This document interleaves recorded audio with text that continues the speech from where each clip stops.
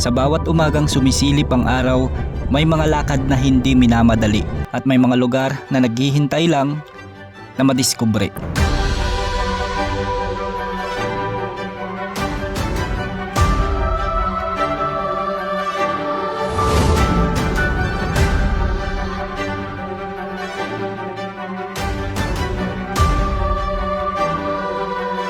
Malayo sa ingay ng lungsod, sa isang tahimik na sulok ng Ilocos Sur, matatagpuan ang isang bundok na simple ang anyo, ngunit napakalawak ng ibinibigay. Ito ang Mount Tapao.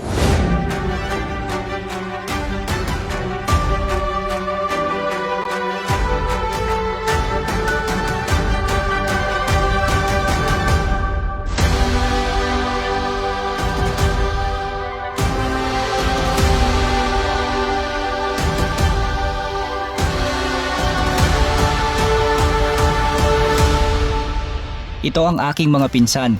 Nagkaaya ang mag-rides ngayong araw at dito kami napadpad.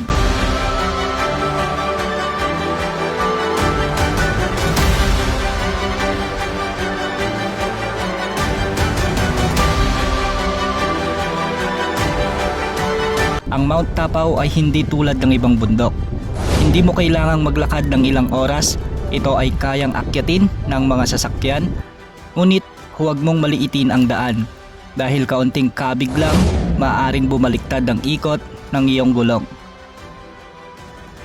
Habang papalapit sa tuktok, unti-unting nawawala ang ingay, napapalitan ng katahimikan at paghinga ng kalikasan. At pagdating mo sa itaas, dito ka titigil. Hindi dahil pagod ka na, kundi dahil mamamangha ka. Sa yakap ng langit, mundo'y lumayo.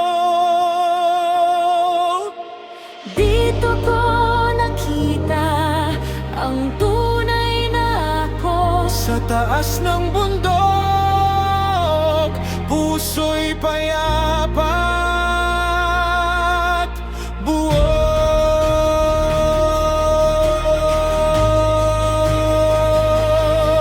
Sumisilip ang araw sa dagat ng ulap, mga anino ng bundok, dahan-dahang yakap. Suyo sa ibaba, payapang tanaw, parang kwento ng lupang matagal ng mahal. Ang site na ito ay nagtataglay ng makabuluhang kahalagahan sa kasaysayan na nagsilbi bilang isang garrison o himpilan ng mga Japanese Imperial Army noong World War II. Walang engrandeng struktura rito, walang ingay ng turismo, ang mayroon lamang ay espasyo para mag-isip, huminga at magpasalamat.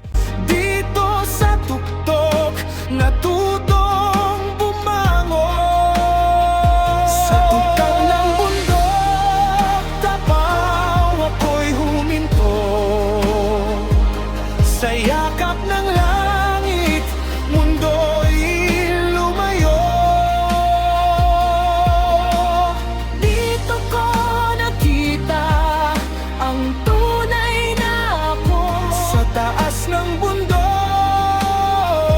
puso'y payapa at buo. Kung maligaw man sa dilim ng landas. Ang Mount Tapao ay hindi lamang tanawin.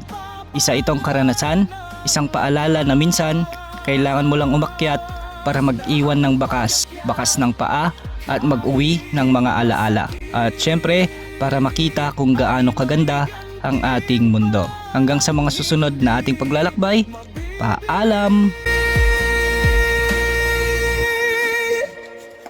Sa tuktok ng bundok, Tapao sabay sa hangin. Mga pangarap ay muling gigising.